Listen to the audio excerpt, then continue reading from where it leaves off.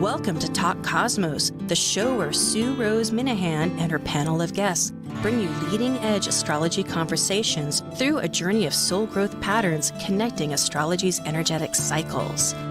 Get ready to understand your path in the cosmic roots of the stars.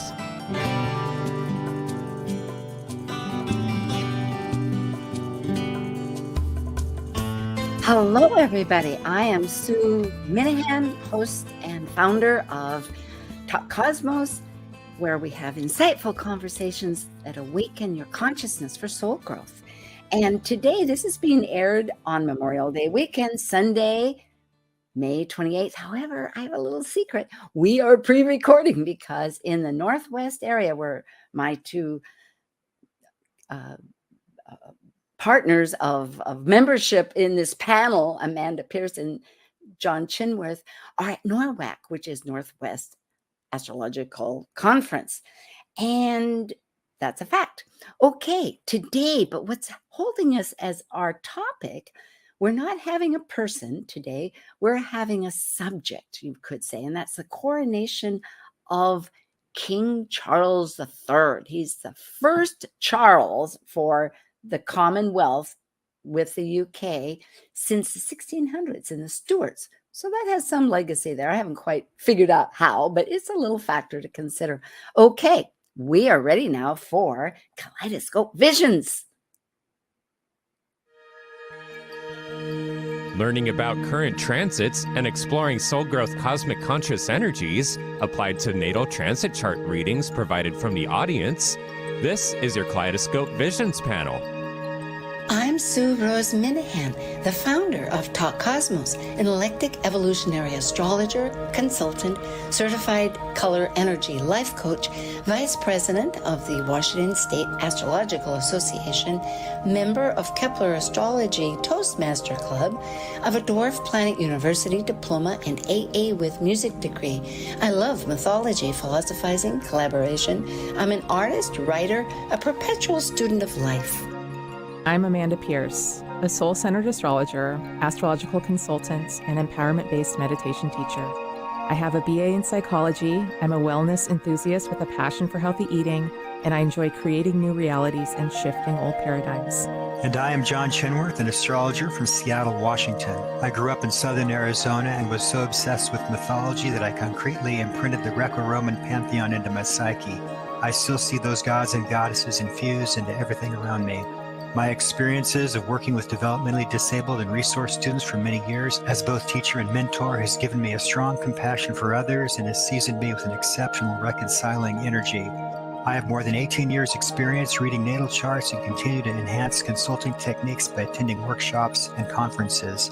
I use a unique blend of evolutionary, archetypal, and traditional astrological methods to look for themes in the birth chart for us to explore. I also enjoy penning poems and exploring Washington State on road trips.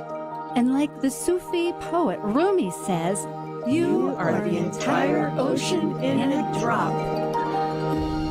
Well, and there's a lot of drops between Hawaii and Seattle, as we know. Yes, there is. Yeah, well, hello, Amanda, and hello, John. It's so good to see you again. Hello, lovely to be here with you both. Good to see you. Well, let's bring up these slides, shall we? Okay, we are on a subject. Whoops. Well, there it goes. And this again for folks has how to contact Amanda or John or myself.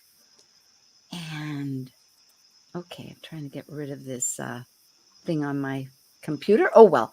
So right now we realize that Jupiter, the largest planet in the sky, has just entered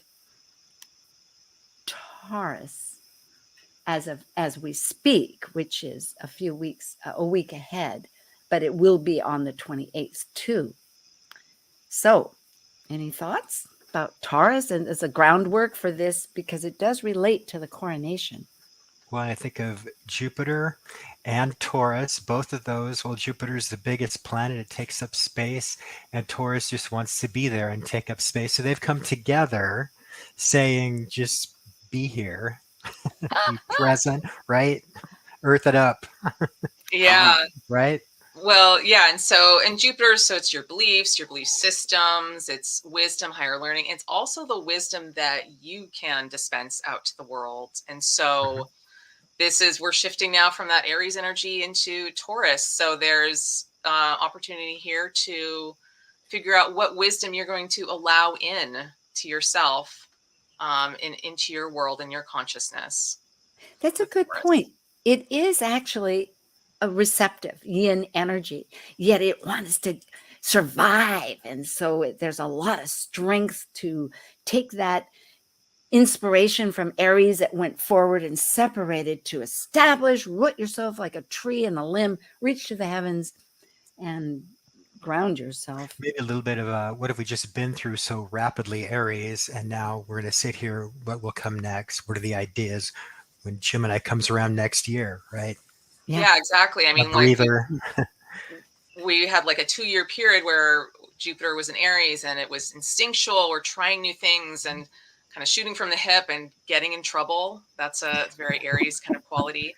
And you think about the pandemic, it's like that was very heightened energy. And that's that Aries kind of just trying to figure out how to like move and survive in the world. And now into Taurus, it's a little steadier. There's more space to breathe.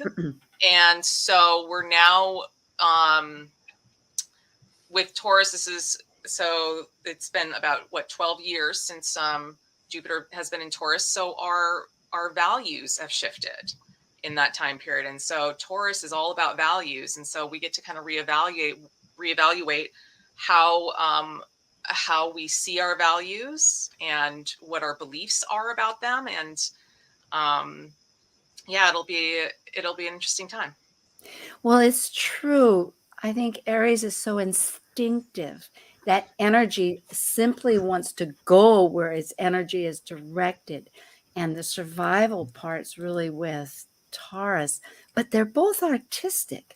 It's nonverbal just before the language archetype of Gemini coming up. So there could be a lot of ways of personally experiencing music, artwork, the graphic part, how to express ourselves, and the sensual, it's our body, it's spirit into body.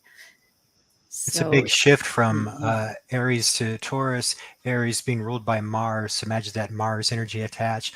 And now in Taurus, that's a Venus rulership, which is like a calming down. Also, I took some notes on like self-worth, prosperity, abundance, being able to focus, right? And surrounding yourself with beautiful things. Yeah, here on the 19th of May, at as far as the world point, because we are talking about UK, and so that's why I brought up this particular time for the chart, would be in the evening at 5:19 and 50 seconds, so it's almost 5:20.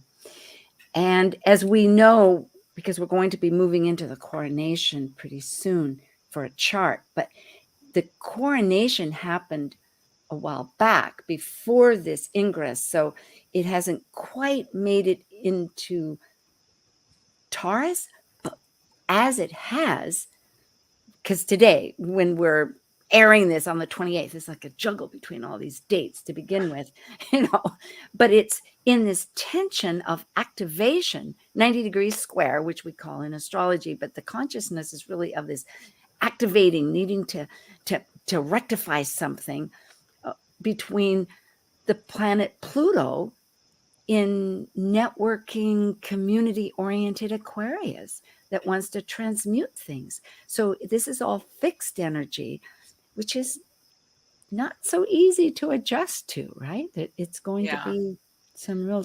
Well, what I'm really struck by with this chart, this Jupiter into Taurus ingress, is the moon conjunct Chiron in Aries. And so this is the foundation that we're coming out of with all of that Aries energy and that kind of the strife that we've been going through internally. And like you said, John, ruled by Mars. So there's a fighting energy to it. And so some wounding around that. And so moving into Taurus now, Taurus as a reaction to Aries can often be like, okay, I'm just going to like hunker down, stick with what works and not move. But Sue, like you mentioned, it's squaring Pluto. And so Pluto's not really going to allow us to like fully like clench down on things. It's going to want us to keep on moving, to keep shifting and growing and moving forward so that we can really build out these new values that Right. work for us.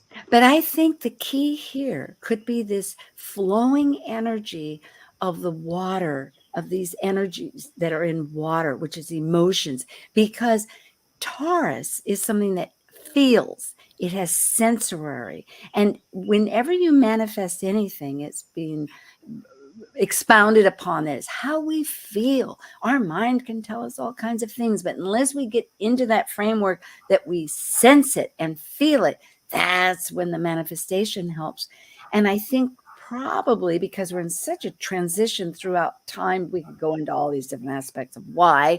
I mean, the very fact that Pluto, which has a long cycle, is now in a new sign, and we're also in an air connecting energy, new sign of air, also Aquarius, which is actually 0 degrees. And I will say it goes back to 2020 in December when Jupiter and Saturn were at that degree, meaning that there's a lot of set things that we can't just rest on. I mean, I'm picking up, Amanda, what you're saying, that normally Jupiter and Taurus go, hey, this is fine. Let's just sit back and continue on and build this thing. But now it's like all our values are being exposed through so many changes that we don't have that opportunity, which is okay if we realize we're making lemonades out of lemon.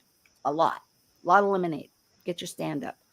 Yeah, and Aquarius is, often associated with the earth and the environment and more humanitarian actions. And so this is maybe where the values are going to be shifting for a lot of people. Yes. So that it just, we're more in harmony with the world that we're living in. Yes, I love it. That's good.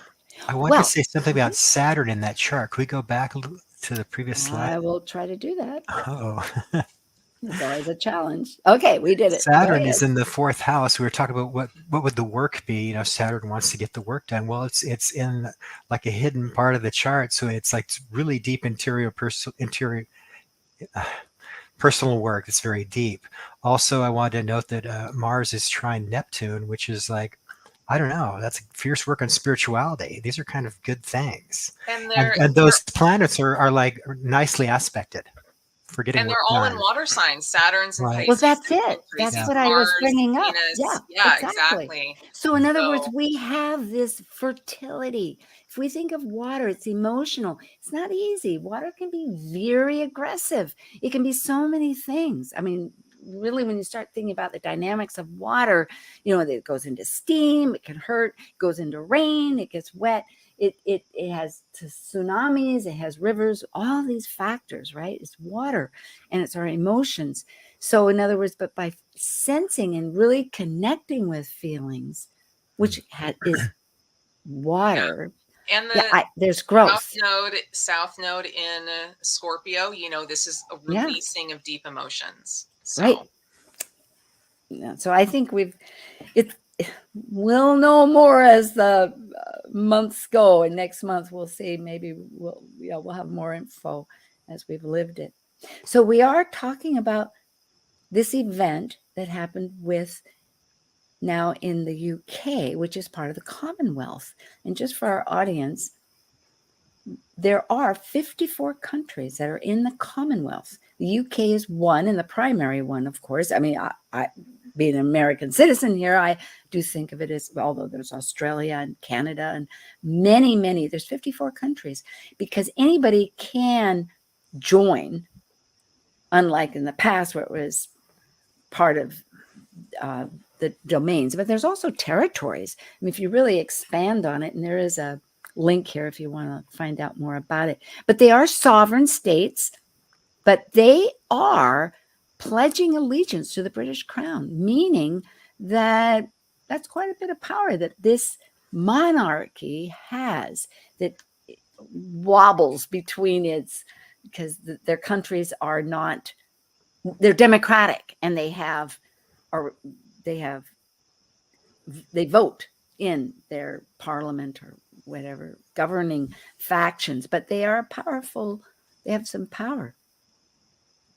So here's our chart, and it's King Charles. His birth time is November 14th, 1948 at 9:14 p.m.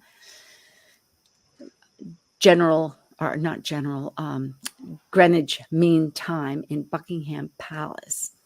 And the coronation was May 6th of this year at 2023 at 12:02 p.m. Universal Time, which is the same thing as British Standard Time, I believe, in London.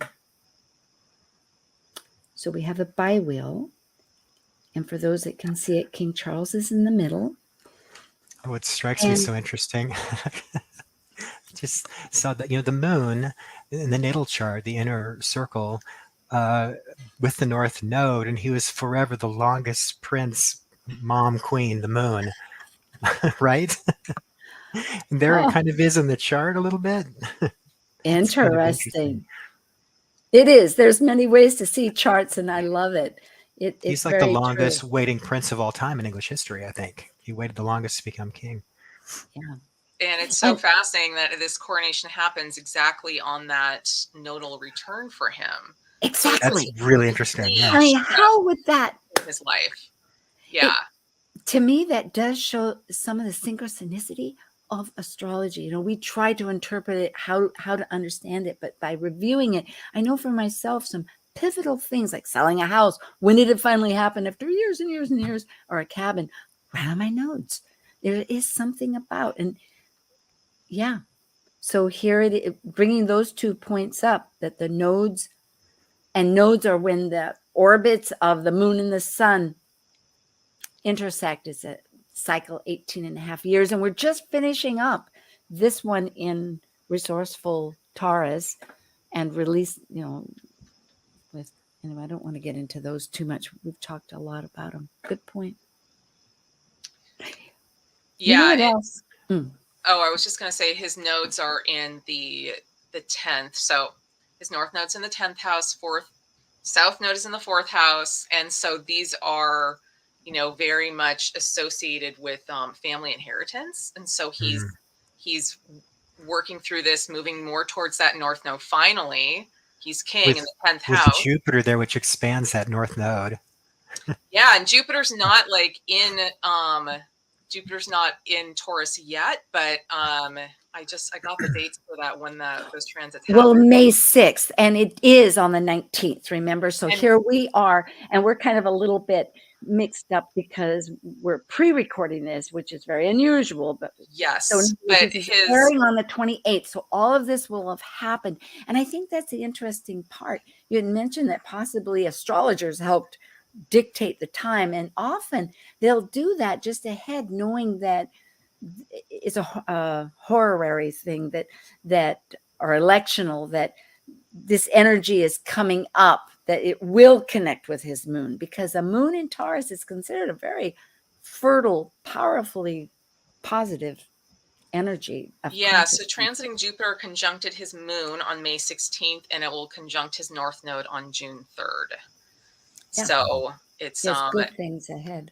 Yeah, it's a matter really of is he willing to release what he needs to? What stuck energy is he willing to release to allow this bounty of Jupiter to come in? Because you always have to release something to allow more good in. Then let's look at Saturn. Now, Saturn, as we know, represents longevity. I'm doing some study with vibrationals, and it's not just limits, but it's longevity. What lasts beyond our lifetime? And here in his chart, it's opposite to the degree of the coronations. So there's a real awareness of some kind of action here, where his is in Virgo, always trying to improve yourself, but maybe feeling critical. And and the other is in Pisces, which it is currently right now, for the next 2.5 years. Well, and when I look at that Saturn in the second natally for him personally, like in Saturn in Virgo, that can be a very very self-critical, and in the second house, not really feeling worthy of Yes. being in this Good position. point. So this is like Saturn is about mastery. It's a lifetime process of finding that mastery within yourself. So it opposing that Saturn in Pisces, which is like Pisces is like the divine. It's like this divine right. I mean, that's the old way that they used to look at it, right? We don't look at that as thinking of the royalty or the monarchy as divine, but that was the tagline or the he might. Oh, I know, John, you want to speak, and I'm just going to add, he could be adding a whole nother characteristic that is so current of bringing in more the spiritually metaphysical part. John, what were you going to say? With all the heaviness of that Saturn in the second house and Virgo, so perfectionist, everything's got to be just right. Can he now, as king, we look at the coronation chart, Saturn out there in Pisces, can he accept public love, and will they accept him? Ooh. Will the universal accept him? He might be really terrified because he's been in the shadow of Queen Elizabeth for so long. That's a hard step to take. But he wants it. And I think with that moon in Taurus there at the top with this North Node that you both brought up, there is a stability and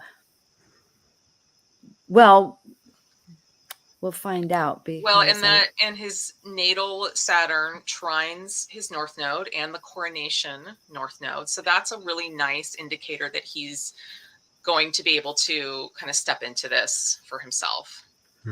Yeah. But there is a lot of personal work on what is real power. And I think he will find that out. He will adjust to it. He has... it's either survive or die. I mean, not physically. I don't mean that, people. I meant as the monarchy. But let's look at the next one. What are we doing here? Charles does have a history of being very interested in modern technology and new ways to think about the environment. So in a way, he might be the perfect king for this time. He might surprise us. I hope it'll be interesting. Here we have England representing, and its last chart, natal chart, because it's a very old country since 900 with King Alfred, but it is 1801, January 1st, 1801 at 1 a.m. in London. So it's on the inside representing part of the Commonwealth, but more England as a people here. And then the coronation, so the monarchy, England and its monarchy. I'm looking at that as a transit. And I know, Amanda, you had brought up, which I think is, I'm going to point out immediately, that the moon represents in mundane astrology the people, and it's in Cancer. So this replicates very much what you both said. And the sun down there in the fourth house, right at the foundation of their personal life, it's very much, you two can really express it so well, I thought, about the monarchy. How do they see it? The sun is in a mundane chart. The sun is the ruler. And so the sun being right there at the IC, which is that foundational place, it's also the cusp of the fourth house. So there's a mothering influence to it. So the fact that England has had so many longstanding female rulers, successful female rulers, just really makes sense with it. And then, John, you pointed out the moon. John, what did you want to say? Well, that moon at the midheaven at the highest point, where that would be the king. Well, it's a moon conjunct the midheaven, and it's in Cancer, which shows up for like Queen Victoria and both Queen Elizabeth and all those. It's very interesting. Yeah, and they expect this kind of parental leadership. They're both in, not only they're in the cardinal signs of parenting, which also go along with the solstices, the north and the south and all of that, just thinking astronomically. But in Cancer, of family and personal, tribal, clan, it's your personal life. And the then royal family is their family.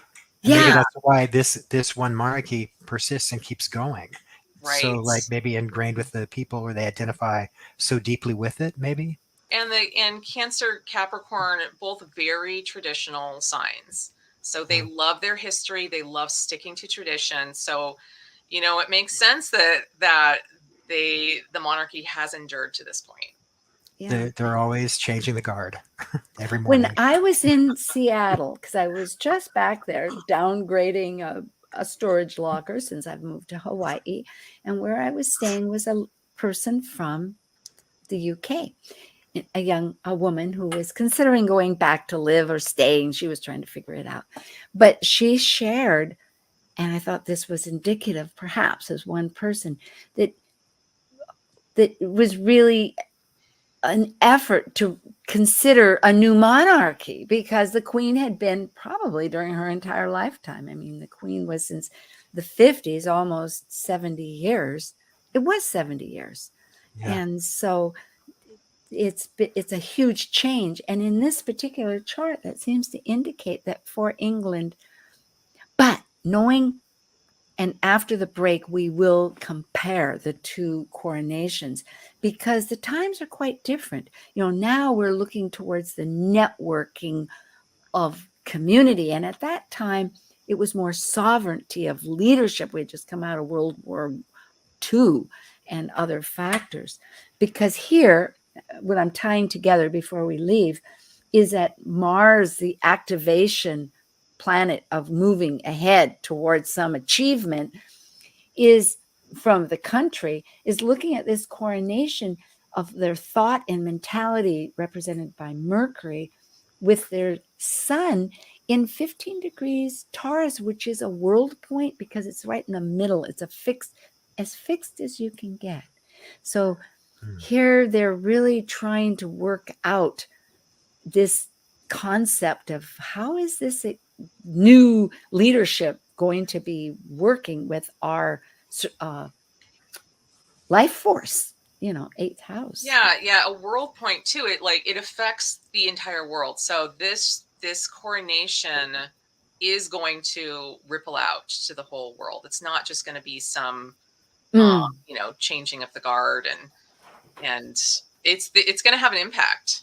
And Sue, I liked your story about the your friend who was just like kind of rocked by this shift, this change, and how that fits well with Pluto showing up in the 4th house of England here. So it's a really big change on a foundational level, a big power switch. Yeah, and I just realized with that, it's opposite, and we're talking astrology talk here, folks, but a Jupiter, which is, again, the ideology of our belief patterns, our opinions, our higher learning and all that. And it's in a fire sign of Leo,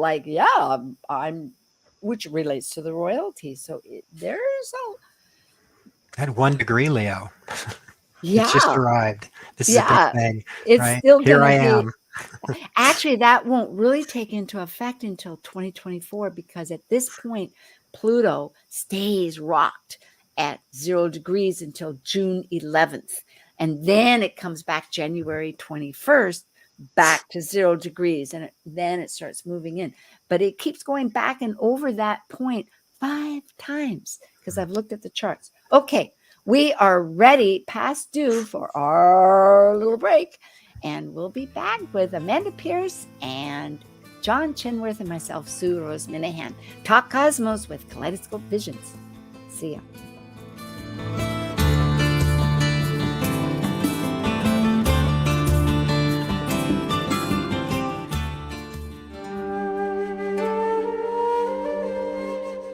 While we take a break from this week's edition of Talk Cosmos, let's take a look at this cycle's archetype.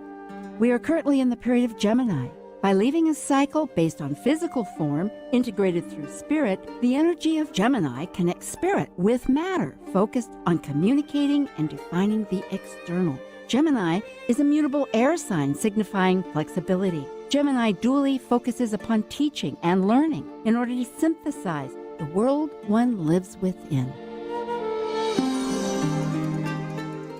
This is Martha Norwalk. Every Sunday morning, beginning at 9 a.m., thanks in part to NewProSupplements.com, we cover the world of animals. This week, June 4th, it's Shelter Rescue Sanctuary and anything that helps our animal friends Sunday. We'll check in with our regulars, Meow Cat Rescue, Help Animals India, Seattle Dogs Homeless Program, plus we'll talk with the Ananda Institute of Living Yoga and find out about all the great events coming up this month. Hope you can join us for Martha Norwalk's Animal World, Sunday morning, 9 a.m. to noon, right here on Alternative Talk, AM 1150.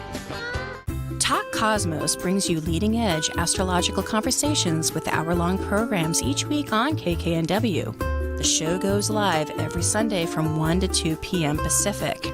Talk Cosmos weekly programs are also available to watch live on Facebook and YouTube, along with daily chats throughout the week on the Talk Cosmos YouTube channel. While you're there, make sure you click like and subscribe buttons so you can get the full Talk Cosmos experience. Or, if you'd rather listen to the show archives with audio only, the entire podcast collection since 2018 is available on most podcast carriers. So, grab your coffee, tea, or kombucha and enjoy the show. Wondering what's on next on Alternative Talk 1150? Check out 1150kknw.com. Surprise, we're back. Okay. So I'm with Amanda, and if we could get those slides up again, Nathan. Oh, thank you. All right. So let's see. We were looking at what we're talking about generally are a couple of factors just to bring in people in case they return. Jupiter, the biggest planet in the sky, has just as of the 19th of May entered Taurus of stability, survival, resources, sensory, bringing spirit into form. Big. Everything's big about Jupiter. Everything's big about Taurus.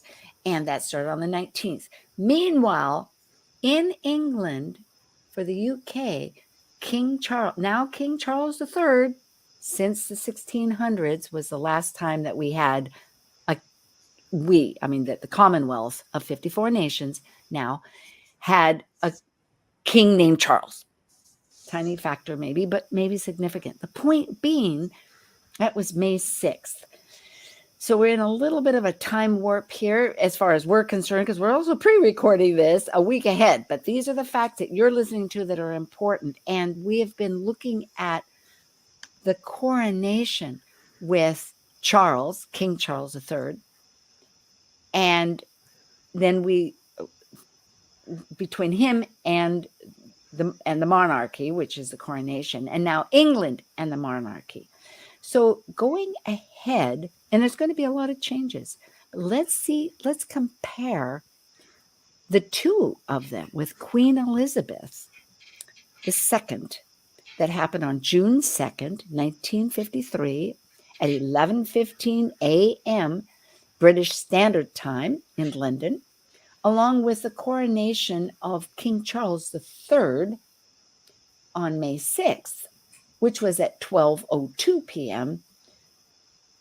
Universal Time, which is also British Standard Time, because it's in the summer. At any rate, so we have here a very amazing factor that they both have exactly the same ascendant, which in astrology is very interesting, meaning that's how all the planets go around the horoscope. It's both 27 Leo. And the same midheaven at 16 Taurus. So really fascinating. It is. I think there may be, I often wonder with these coronation charts, they must be planned because they want their king to be brought in when the sun is high in the sky, the power of the king or the monarch. Yeah. That could be like a common thing with coronation charts. England has, I think, a secret metaphysical energy. I could go back to the England chart, but they have, in fact, I should do that. Oh my gosh. Like they have royal astrologers. Oh, well, Elizabeth I and John D, they were very close. Yeah, they do, because and it's a wonderful thing, really. Where am I trying to find it? England. Here's England. Okay, that's the UK. And where was I seeing that? Well, nevertheless. Okay, let's get back to our point. I don't want to lose. But Sorry about this. that the ascendants conjunct, the midheaven conjunct, I mean, those are foundational axes. So it would make sense that they want to continue to create that same foundation. Seamless. Yes, the support. And I love how Queen Elizabeth's coronation chart, she's got Sun conjunct Jupiter in the 10th house. I mean, that's beautiful energy for a prosperous reign. Well, it is. It makes in communication. She was very big communication. I know that she began this idea of going on television in order to bring the people to her, because only so many people can go to the actual coronation. And so she broke away from some tradition. And in Gemini, when you think about it, that's what it does. It communicates to your neighborhood, to your people. And here we have the sun for Charles III, King Charles III, at that world point of stability. John? So through English history, gradually the monarch loses more power and the parliament becomes more powerful. With Elizabeth, she made sure she was always involved with anything that parliament did, and her voice was heard. And she became very respected for that as this neutral, like a guidepost kind of thing. Because she's this really great link to the past, and she's lived through all this.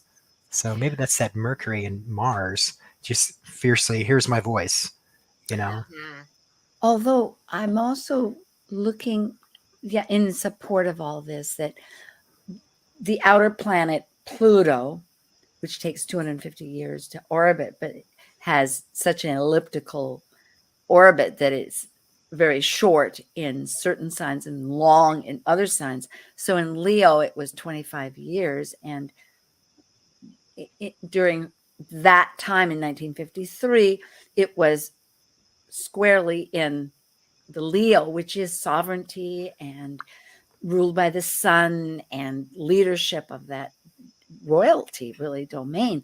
Whereas now in 2023, Pluto, as of, I think it was, when did it go in? It went into March. In March, it entered Aquarius. Could have been the 25th.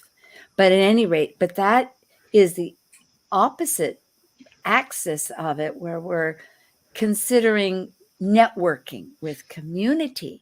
So how do we fit? How do we, as our sovereignty, fit into that? It's a dramatic, like a public shift. King rather than a king for a king's sake or queen's sake back in the 50s. Now, maybe the new monarch has to take in consideration being a part of society, and do you know what I'm saying? Yes, and like being like of the people more, and like really caring for the people, and potentially distributing wealth differently. I don't know. Interesting. And technology would have to come into play as well. I mean, Aquarius, I don't know what that would be, but right. And it's possible the environment could come into play, like becoming more environmental stewards. Because a lot of the Commonwealth, they have countries all over the world that are going to be affected by climate change. Especially the island countries. Right. Before our first world countries are going to be affected. And so like they're supposed to be the stewards of these countries. So that'll be interesting to watch and see what happens there. It's interesting, the nodal squares. Yeah, exactly. Yeah. It's a first quarter square too. So from the Queen's coronation, it was North Node in Aquarius, and now it's moved one quarter along the way. And so that's a stressor, right? Like this is a much different time than it was during the Queen's coronation. Much different challenges that King Charles's rule is going to be working with. It's the I North Node is it's in Taurus. It's just screaming, what about the Earth? To me, that's what it's saying, you Yes, know? and I think, John, that is supported by the fact that Saturn, wanting longevity and going back Mm, to the nature that you were bringing up, Amanda, in Pisces, which is the world at large, nature, those energies that we have no control over. We have no control over nature in a sense. I mean, the winds and the animals and all of that, really. And so it could be that leadership, it's above where it's with the population of others and the at large. It's not private, but it's the large picture. So I think hopefully, yes, he will Well, be and focused. yeah, and if you look at, so Queen Elizabeth, the sun is conjunct Jupiter strongly in the 10th house. With King Charles, the sun is conjunct the midheaven, but also Uranus. So there is a lot of potential here to change things, to shift mhm. things. It's Yeah. just a matter of how much he's willing to move there, and how quickly. It may be inevitable, it may just have to go that way. And the struggle may be, just on how quickly he's able to And shift He there had a and the lessons history of are. he had a history of being interested in new ways to farm and being really environmental, and they laughed at mm, him. And now he becomes king, and we're at a time where we really could use some of that. So excellent. maybe he'll rise to his platform. And then we were talking about his all the perfectionism and the discomfort and all the Virgo, and how hard he can be on himself if he's willing to just Right. speak his truth. And look at this. It really seems like the energy of transmutation. And what is Yeah. transmutation? Pluto wants life. It says whatever is finished and expired and no longer serving your life force, out. It's purged. And so he has that's where his destiny of North Node collective, it's a collective here.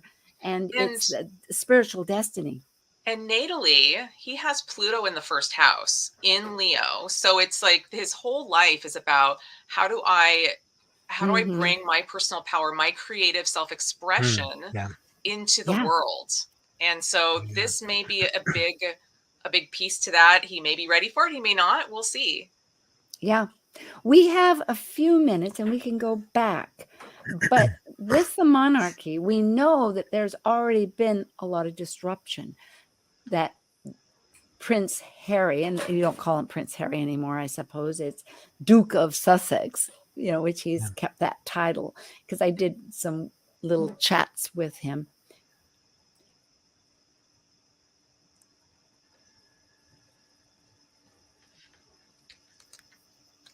So it's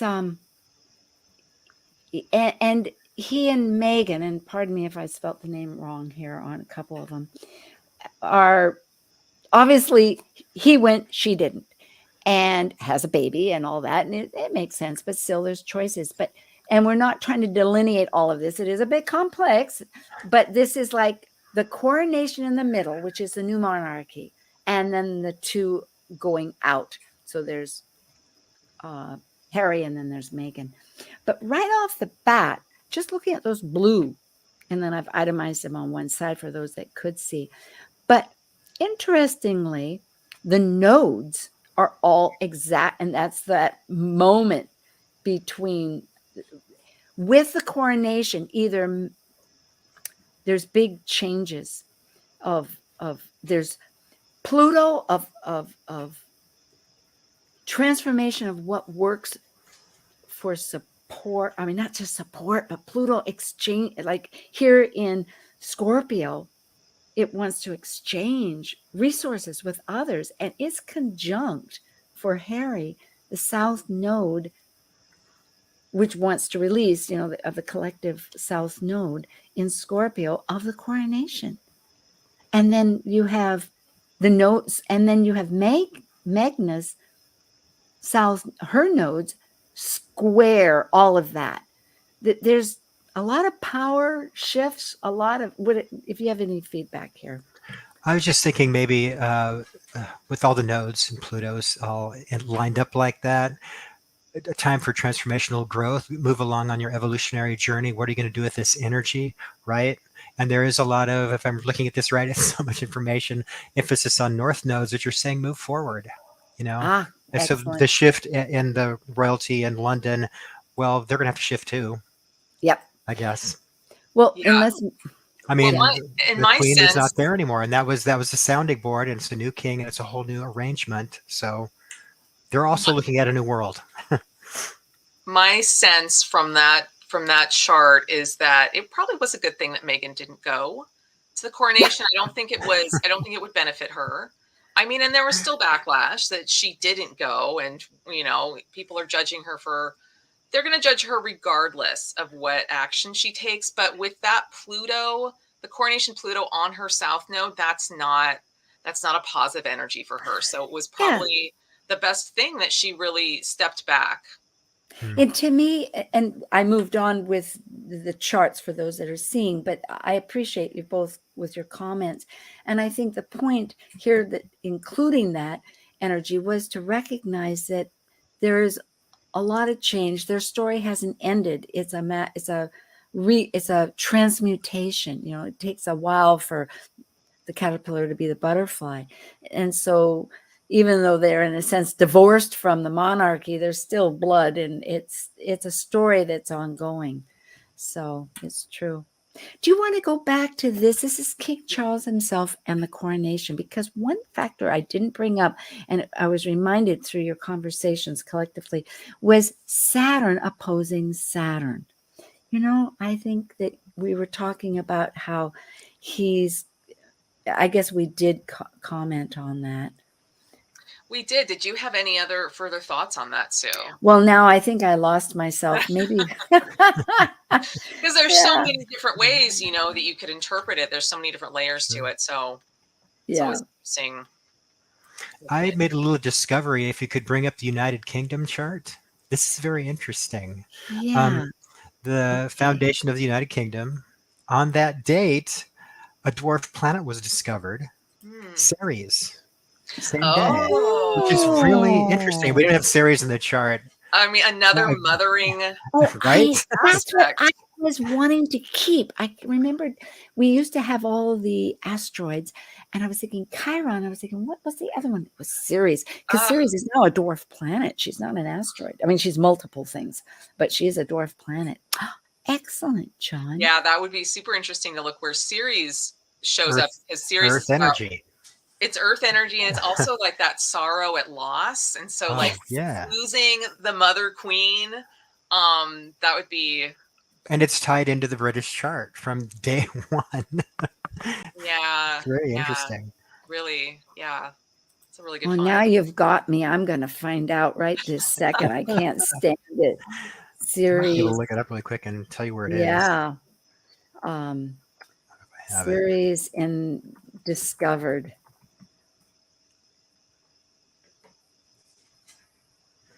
Yeah.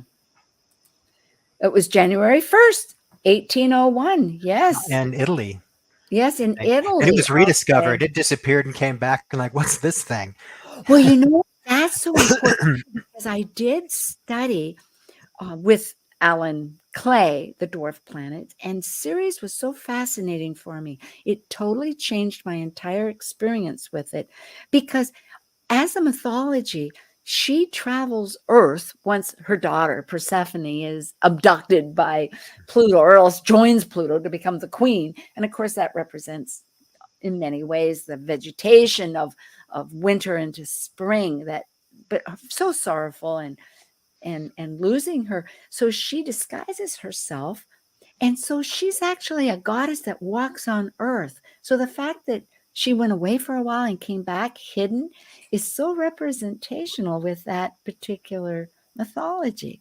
It's fascinating. And I think in our lives too, from my take of it was that if that energy we embody, whatever it is, that consciousness that we're trying to work with, that the message of Ceres is not to be the great goddess, because she was going to burn the mortality out of the baby that she was being a nanny to and was discovered. And so the mother's horrified. And then Ceres reveals herself as this great goddess. But instead what she does is she teaches the sun, or the brother, who suddenly grew up, I guess, from being a baby. But anyway, taught that baby agriculture. So in other words, she shared a sustaining resource that was hands-on, agriculture. It's not like She being is the woo-woo. hands-on goddess. She's like, you get in there and put your hands in the ground and plant a garden. Yeah. So She's like the real deal. She's a really cool goddess. So it's interesting. I think UK, England, the Commonwealth has possibly a new story to help the rest of us, I would hope, navigate the new times, because we're definitely all working new waters. We may not be out with our boats trying to take countries like here in Hawaii. Captain Cook didn't do too well. But just so many planetary shifts in the past few months has been huge.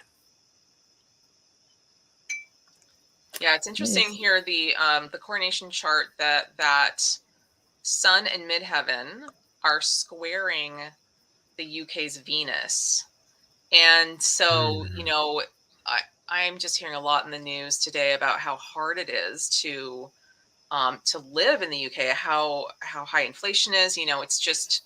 It's become really untenable. And so it'll be interesting to see if if King Charles's rule has an impact on that for the people. And you can see also that Uranus is up there at 18, squaring that Venus.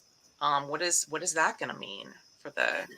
Well, this does bring the fact that every 84 years, because Uranus has an 84-year cycle, actually it's 83, because I did this with Dr. Tad, back on May 7th. We did an extensive Jupiter and Taurus. And in 2024, Jupiter will join or connect or make a conjunction, astrology talk, with Uranus. And the last time was 1941. And so there are upcoming, and if you can look at I have this anyway, go back to May 7th, folks, and listen to Laura and I talk. But interestingly, there'll be changes. That Venus in Aquarius, the love of the common good, square Uranus technology, grounding itself. Maybe that's part of the thing. I mean, that might be part of what are we going to do here? Yeah, and are Venus they kind of at odds with each other, and do they need to work together better? And Just which was again, questions. Which needs to work together? Repeat that. Well, Uranus representing technology, and it's in Taurus. So it's like really grounded. Yes. We got all this technology coming in, AI and all that. How are we going to deal with that? And Venus is like in Aquarius is like, we have to be a loving public. We need to be careful about what we're doing. And they're square, so they're kind of at odds. So the question being asked is, how will we deal with this? And this energy it's going to be sustained, these squares. I mean, Uranus in the sky will move forward, but because we've got this coronation chart, this is the energy of King Charles's rule with this Venus. And so there is going to, that square energy is always asking for action. So there is going to be something. Yes, it does happen here. It's going to continue. And it reminds me very much, because it is that guide to Taurus, Venus, and like the tree going to the heavens and the earth, it's maybe going back to the mythology of, which I'm doing next week with Israel Hossi, about the mythology of Venus, which goes way back. Venus is the brightest planet in the sky, besides the sun and the moon, which are luminaries actually, and either an evening or a morning star with a near perfect orbit. It doesn't look like a star. It looks like a diamond. I mean, you've seen Venus at any time. It's just this glittering, beautiful thing. Yeah. And so, and its legacy goes way back. Inanna and Ishtar. And then it turns out there's another name. And when I start realizing with the languages of ancient times, we're only trying to piece together a word. But when I stop and think about any basic unit like water, or there's many forms of water. So we'd call it an ocean, we'd call it a river, but it's still water. It's a body of a lake. So all these, it's a lot to factor in. Our values, getting back to some groundedness here in Taurus, not airy-fairy, but we're talking about what are our values and interconnecting them. I so thank you, Amanda Pierce and John Chinworth.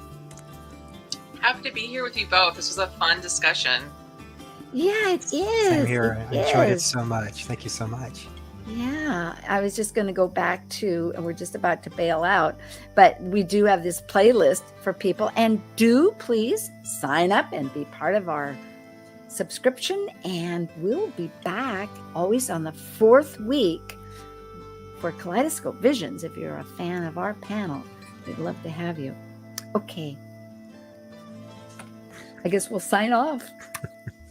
Take care, everyone. Bye, everyone. Thank you. Joining us on Talk Cosmos, the show where Sue Rose Minahan and her panel of guests connect soul growth patterns with the energetic cycles of astrology. Be sure to tune in next Sunday at 1 p.m. Pacific Time to continue your journey through the roots of the cosmic pathway.